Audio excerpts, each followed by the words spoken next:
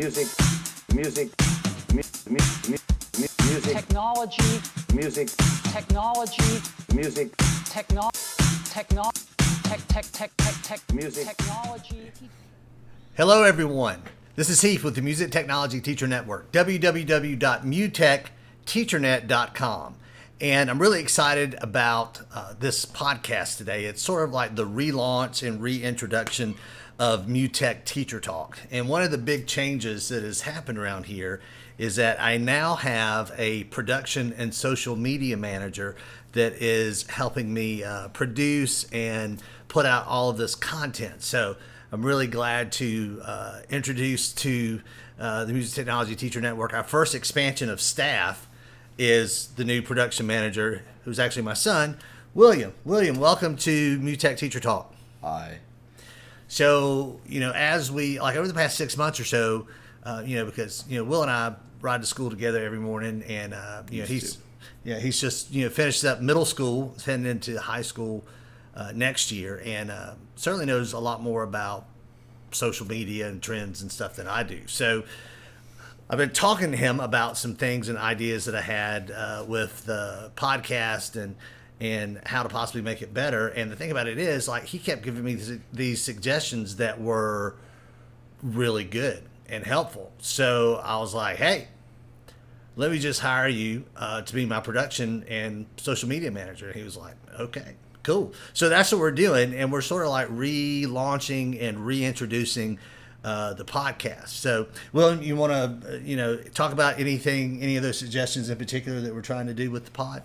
So, first of all, we're gonna start bringing in a kind of news episode for the off weeks, or what used to be the off weeks of the podcast, where it's simply just discussing what new developments have came in since, the week or so prior. Yeah, because one of the things, that you told me was, it's like, Dad, if you want the podcast to go, you can't just like put a podcast out like randomly every, 6 or 8 months. It needs to have some kind of regular content. So It's got to be frequent. yeah, so that's one of the things that we're going to be trying to do is actually provide regular content. So the goal coming up is that we're going to be releasing a pod once a week. So the idea is probably on Mondays. The first Monday of each week, we're going to be releasing a new episode. So some of those episodes are just going to be me talking about news and updates, or I don't know, whatever happens to be on my mind, I guess. So, but in between, we have got a list of people already lined up to interview that I think are going to be really good. Mm-hmm. Yeah. It's looking really exciting. Yeah, so, just for example, we've already released one episode with Christy Todd, who teaches at Rising Star Middle School in Fayette County, which is just southwest of Atlanta, and is one of the 10 finalists for the State Teacher of the Year Award that is presented every year by the Georgia Department of Education. And she's doing some really amazing things with her students there. We're also having a conversation with Chris Rickwood, who is a composer who his whole career has been composing for video games. Another guest we have lined up is Dr. Jason Freeman. Dr. Freeman is the head of the music department and music technology program at Georgia Tech University in Atlanta, which is one of the most innovative music technology programs, really in the world. So we've got him coming up. We've got some other really great teachers. Megan O'Connor Vance, who teaches in Hyannis, Massachusetts, who has this really great hip hop curriculum that she's shared around the country. And is actually published on Music First. Mike Walsh, who is one of the great band directors in the state of Georgia, who after many years of being a very successful band director is now created a really innovative audio engineering program at his high school in Alpharetta. Stephanie Langle, who is the head of the music technology department at Berkeley College, which is, when it comes to like schools that specialize in music, and Berkeley is no hack. So we're looking forward to It's like the Ivy League of music. yeah, I mean, it's like, there's It's a pretty serious music program, which is really cool. Lawrence Gray, who runs a program out in Los Angeles, that is he contracts with schools in Los Angeles County to do after school programs and even some programs during school that is really doing his own kind of thing that he's developed out on the West Coast.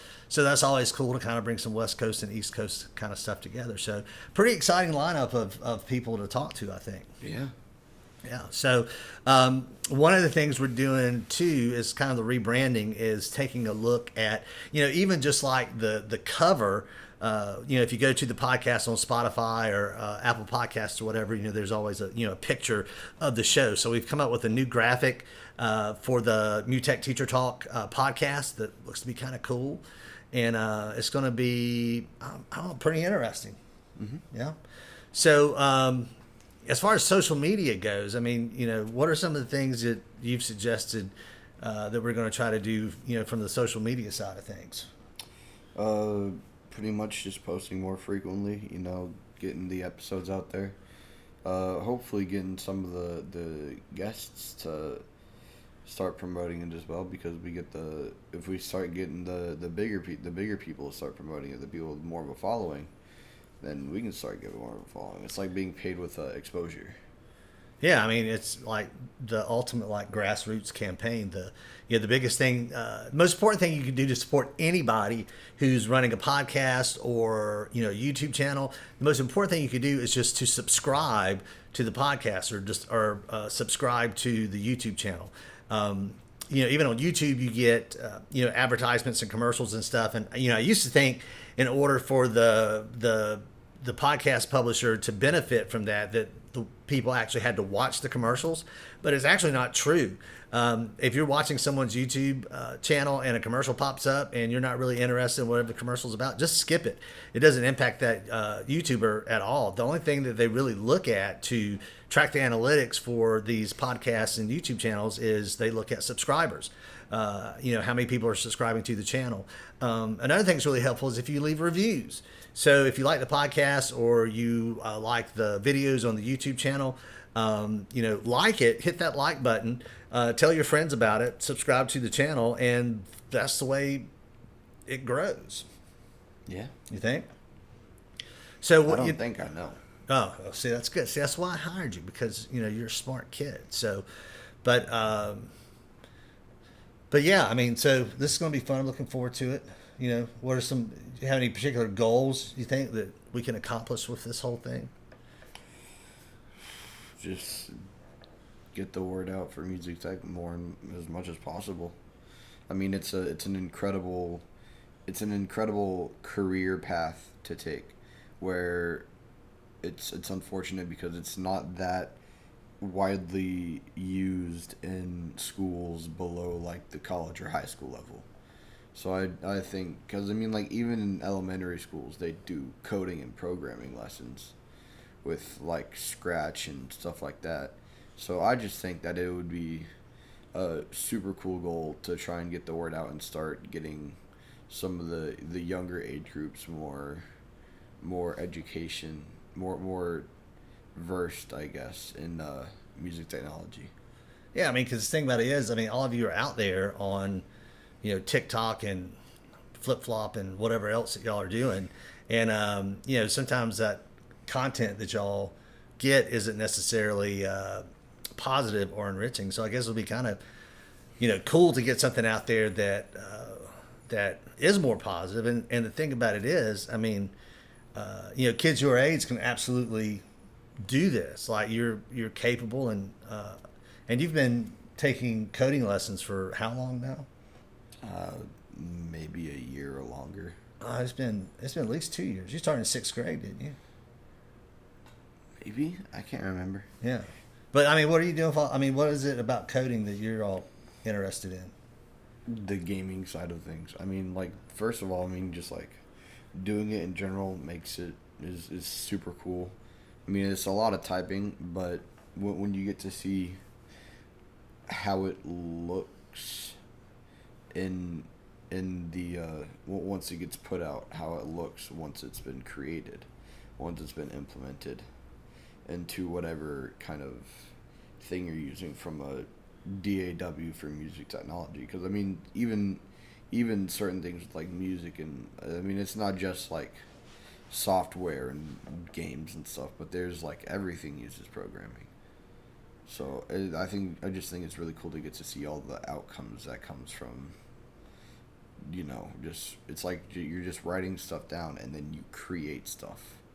It's like writing something in a notebook and then it comes to life. I never really thought of it that way, but I mean, you're right. It's like you kind of type it into existence. It's like creating the laws of physics in your own world. Because there is, with a lot of that stuff in the gaming, to make it realistic, I mean, you actually have to understand. You legitimately have to make the physics for your game. I mean, that's how a lot of games that are like physics-based games, probably one of the most popular ones, the virtual reality game, Boneworks, and its new successor, Bone Labs. Two games known to be the most, for having one of the most realistic physics of any game. But those physics had to be programmed by the developers.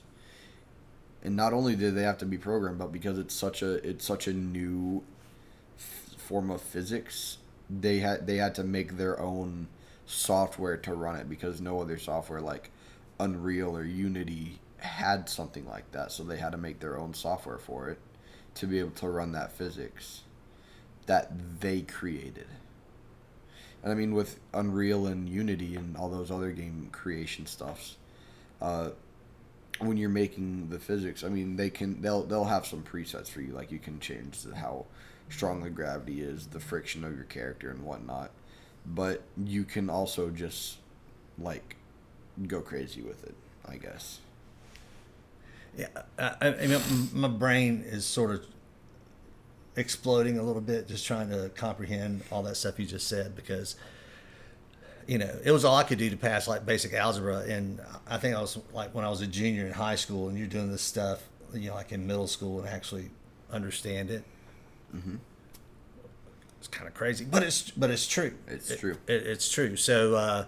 Yeah, and it's one of the things I think is really interesting is that you have these people that are creating these video games on these gaming engines like Unreal and Riot, and the images that they're creating. I mean, if you think about it, you start off with a blank computer monitor. I mean, there's nothing there, and you're typing in code, which is really just a kind of language. You start out with two things, right?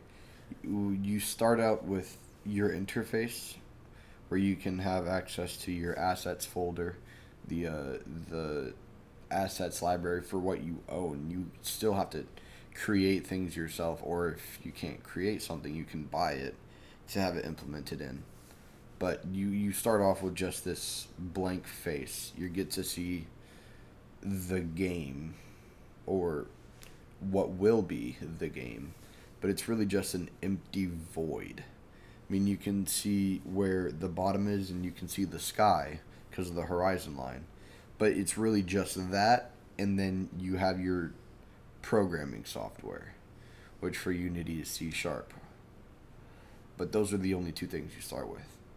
After that, it's just going around, bringing objects in, reshaping them, throwing them together, going to other softwares for like graphic design and music design, like or graphic design and sound design, like Blender, which is one of the most popular ones for graphic design, GarageBand or like Soundtrap for sound and music design, and you have to do all that to get it in. But even once you have it in, you still have to program that stuff to work, because you can have it in the game, but it doesn't do anything. Like, it has no physics, it has no interactability, it has no function unless you program it in. And even farther, like, it can only do something you want when you tell it precisely what to do. Like, if you want this sound to play on this cue when this certain thing happens, you have to type out when da-da-da-da-da play sound XYZ. Yeah, so I guess you can like create the sound of like footsteps or somebody running, but you actually have to tell the computer like when you want that sound to happen, right? So it has to be like a trigger, something that turns it on. Yeah. Like for example, one popular horror game franchise, Five Nights at Freddy's, which is actually getting a movie soon.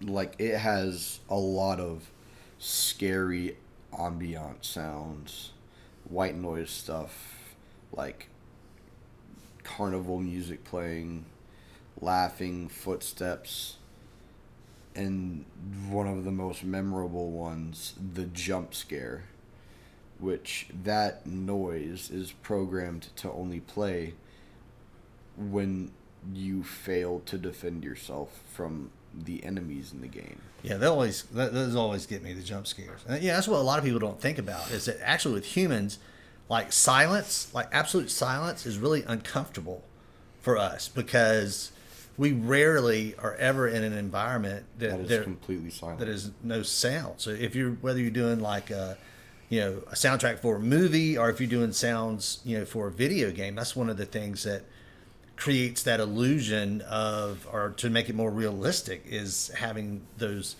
little details, like just an ambient sound, whether it's like the sound of the wind blowing, or if it's some kind of like, just drone, like creepy whoa, whoa, whoa, whoa, whoa, or whatever in the background. And even so, like even like when it's not in media, when it's in real life, like there's always all these sorts of discussions, like what's the scariest place on Earth? But I think one of the most reoccurring answers I've heard to the scariest place on Earth is these rooms that are completely and utterly soundproofed. Like no lights. They have like the most high quality soundproofing you can get, to the point where like it's even under the floor, and they have it on like a trampoline kind of spring thing, so that doesn't make any noise. It's just a tarp, and then under it is even more soundproofing. Not a tarp, like a net almost. Yeah. Now I've heard of these. It's not a hyperbolic chamber. There's a name for it, but they say that it is so. The room is so quiet You that can after start hearing your heartbeat. you can hear the sound of your own heartbeat. Can you imagine? There's another thing about it where like a lot of times when people are in there, they'll be like, I swear I can hear like a train going by on tracks. That's not what they're hearing most of the time. I know there's like one in New York that might be a train going because it's New York. But most of the time what they're actually hearing is the blood running through their body. They're not hearing trains. They're hearing blood getting pumped through their veins. And you actually start to get like disoriented and stuff. Mm-hmm. So like if there's these things, I can't remember what they're called. I think they're like liminal chambers, where it suspends all of your senses. It's a pitch dark room. They give you, so there's sight. They give you earbuds, so you can't hear anything. There's hearing. You're not eating anything, so there's no taste. Pretty obviously. Most of the time, the only thing you're going to feel is water, because they put you in like a water tank, like a bathtub almost. It's like Stranger Things when they put 11 in the... Yeah, and they just have you floating around. It's a sensory deprivation tank. That's what it's called. There we go. And you're just floating around in there. No senses, just silence, darkness. I mean, and part of the reason why they put you in the water is to deprive you of the sense of gravity. Because, I mean, it's a sense that's so common because, you're not always like... I mean, gravity's literally everywhere. That's why we're on the ground. But, like, once you get into water or something like that, like if you're skydiving... or when you're on a trampoline, there's a feeling, although most of the time temporary, of weightlessness. The feeling that you get in a sensory deprivation tank isn't temporary. That's part of the whole thing. So you have absolutely no feeling. And you don't realize the feeling of gravity until you've tried something like that. And then when you try and get out, you're disoriented and you can barely stand. Yeah, like if you are truly... deprived of all senses or sensory, like do you even cease to exist? Like, do we exist without sensing something? It's kind of weird. I guess that would It's driving me crazy just to think about it a little bit. Yeah. Yeah. Well, cool. I mean, it doesn't go to a point where the brain ceases to function. That has happened numerous times, and it has had numerous different outcomes. One of the outcomes was, I still don't know if this is real or not, but it's definitely very popularly talked about, the Russian sleep experiment from like World War II, where they pretty much were trying a super soldier serum that would make their soldiers extremely powerful, but it deprived them of sleep to the point where months had gone by and they had not slept. They began to deform. They did not appear human anymore. What is this like? This sounds like I'm not sure if it's some like real. crazy conspiracy stuff. Now you can't believe everything you see on the internet. I'm very aware. I'm Okay, just saying. yeah. It's a very popular instance. Another one. I just heard about this recently, but there was a study done with college students, about what boredom does to the mind, and they were getting paid like $20 to just lay down in a bed for a few hours. I want that job. And I'm good at it. I'm just saying. They would pretty much be stuck in there for hours with absolutely nothing but their thoughts. And I mean, at sometimes like they were just thinking about old memories. Someone would run movies through their heads, but at a point they had nothing to think about, to the point where they were just counting numbers up until the thousands. But then at one point everything is limited. At one point they ran out of thoughts. They ran out of thoughts to think. They couldn't think anymore. Their brain had ceased to function. So all of their senses, because they didn't know what was going on, because the brain wasn't telling them what to do. It was pretty much a complete, like the body had gone crazy. Because, I mean, they were just laying down. They weren't up and moving around, so they weren't doing anything dangerous. But, like, they could feel things touching them. Probably from their nerves activating, because the brain wasn't commanding them. They were seeing hallucinations. One of the most popular ones, or the most recurring one, was a house on a hill. Like, just, like, you know when you go to get that eye test, and it's like when you get your eyes checked and you got to put the thing on your face, and it's like the really long road. Yeah. And then the house with the red roof on the hill. Yeah. It's really similar. That's really similar to what was described that they were seeing. And like they could, another thing that they described was being able to feel someone laying down in the bed with them, but they were by themselves. It was like they were beginning to see and feel ghosts. Which is why they stopped doing it, because they were scared that they were seeing the paranormal. But it was a very interesting instance to see what happens when boredom takes over of the mind. I guess, if I was left alone with my thoughts, that I'd be pretty alone. It's like they had imaginary friends that came to life. I don't know. I have imaginary friends probably in my head all the time. So I'm always thinking about. My only imaginary friend is my inner monologue. Okay. Well, I guess I have that. Most of my thoughts are just kind of dumb. But I stay amused, I suppose. But yeah, that's good. Have you ever like not with like the inner monologue, but have you ever just like had a conversation with yourself in your head? Oh yeah, all the time. Like, okay, that's a bad way to put this. Like, when you're thinking, can you hear the thoughts in your head? Like, are they loud, or are you just like visualizing the words? Can you hear like someone talking in your head, or are you thinking of what they would say, or are you like thinking of the words? Well, I think when... Because, I mean, you're thinking of the words regardless, because it's all happening in your head. Right. But can you hear anything with that? That seems to be one of the most, like, controversial topics, is, like, I don't have an inner monologue. Like, there's no one in my head talking to me. And it's like, It's like half and half. Like, I mean, some people don't have an inner monologue. They only think in pictures. Some people don't think in pictures. They can only think in words. But with the people that think in words, either words only or words and pictures, which is most of everyone, it's very split between if they can hear a voice in their head or if it's just like words. I don't. For me, I feel like I can actually hear my voice in my head, but the voice I hear in my head of my voice sounds a lot different than the voice I hear like when I'm listening to myself talk on a recording or a podcast. Like, does it sound like high school you?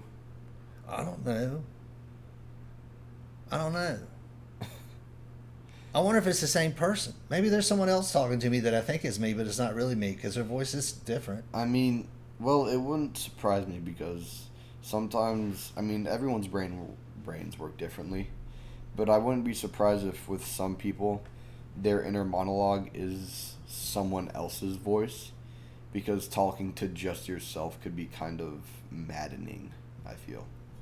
Yeah, but I do have times where I feel like I can certainly remember if I'm thinking of someone, whether it's like, maybe a family member or, an old friend that And you can hear their voice. I can hear their voice. And sometimes, I'm thinking like, my grandfather that passed away, gosh, it's been almost 20 years now, but, he had all these great, grandfatherly words of advice and sayings. And sometimes I'll be in a situation, I swear, like I can hear his voice in my head. But like it's another kind of thing. Like, have you ever been like sitting in a room by yourself, or like not even by yourself, but just like sitting in a quiet room, and then you hear someone in that room, or you hear someone that call your name? Yes.